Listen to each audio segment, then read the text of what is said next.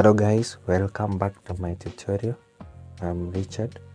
Remember this is the Department of ICT and we are looking at the Introduction to Information Communication Technology for those who are doing a diploma in ICT Module 1. So remember we did the first tutorial whereby we defined the terms. We came to the second tutorial whereby we looked at the characteristic of high quality data. So we are going to come to the next tutorial. Here we are supposed to look at the history of a computer, but I'm not going to look at that. We have advantages and disadvantages of a computer. Check on yourself. Sorry for that. I'm going to look now on this tutorial. I'm going to look on the classification of computers. So we are going to check the classification of computers, how they are classified. So they are classified in three ways. So computers are classified in three ways. Which one and which one? Which one and which one? One, classification by size and capability. Two, they are classified by way of processing data. Three, they are classification by purpose. So computer can be classified according to size. We have different sizes and they came in different size and they are capable of doing different jobs or activities. So we have size and capability, the way of processing data.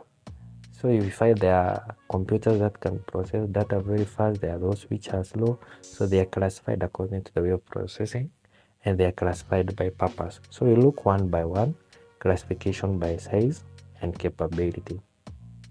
So in this, we have one, supercomputers. So you may be asked the example of a computer, give different type of computers. So you don't have to give the classification unless you are taught to identify three ways in which computers are classified. That is size and capability, the way of processing, and by purpose. So we have type different. We look this as we check this, we'll have to look at the different computers. So we have supercomputers. These are the largest and most powerful computers used for processing large amount of data. They are useful for meteorological or astronomical applications. So look, as by the word says, supercomputers, they are largest and most powerful computers. So when you are told to give example of a computer, start with supercomputers by explaining or by giving explanation or describe 5 different type of computers. You have to say supercomputers, they are the largest and most powerful computers used for processing a large amount of data. So we have the second one is we have supercomputers. Two, we have the mainframe computers, larger computers in terms of power, size and price. They require skillful specialists. So we have supercomputers, mainframe computers, large computers in terms of power, size. So you can hear they are mainframe computers. That is 2. 3, we have the mini computers. So supercomputers, mainframe computers, min computers. This classification by size. As you can hear, they have different sizes. Super, they are large. Mainframe, large in size. Blah blah blah. We have min computers used as departmental computers in large organizations. Their size, power, and price lie between mainframe and supercomputers. That's why are mini. They are in between mainframe and supercomputers. We have to check on the classification, or we have another way. No, classification by way of processing, the way they process. So we have different classification by way of processing. So we have digital computers. Sorry, I don't know why this is not appearing here. We have by way of processing digital computers. They process data represented in binary format using numbers 0 and 1. They are identified for both, they are classified for both business and scientific purpose. So these are digital computers. Remember, this is the classification by the way of processing. Those are digital computers. They are represented in a binary format 0 and 1. So we have two we have two analog computers. So if you're trying to give the examples of a computer, or 5 examples of computers according to classification by the way of processing, you'll give digital computers and analog computers. That is common. They are used for scientific, engineering, and process control purpose.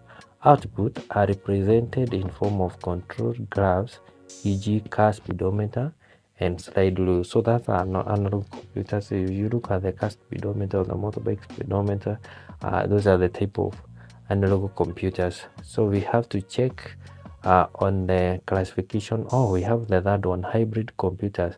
They are those that have feathers of both digital and analog computers. They are offer both speed and precision. So they are in between the digital and analog. You call them hybrid. It's the same as we look at the classification by size, whereby we look super, mainframe, and we found the mean one is between the main and the super. So the hybrid is the same case, is between the digital and analog computer. So that is classification by processing. Let's check the classification by purpose. So which are they? It's classification by the use to which computer is put. So the purpose in which the computer is doing. So by purpose, so we have special purpose computers. They are used for certain specific function, e.g. in medicine. That's why they are called special. They are dedicated to a certain function or to certain activities. So that's why they are special purpose for specific function, e.g. medicine and engineering. Too, we have general purpose. They are used for a wide variety of tasks, e.g. accounting, wide variety of tasks. We have tasks that require more varieties to function, like the accounting. So that is the classification by purpose, classification by processing, and classification by size and capability. So this is like identify the different types of computers.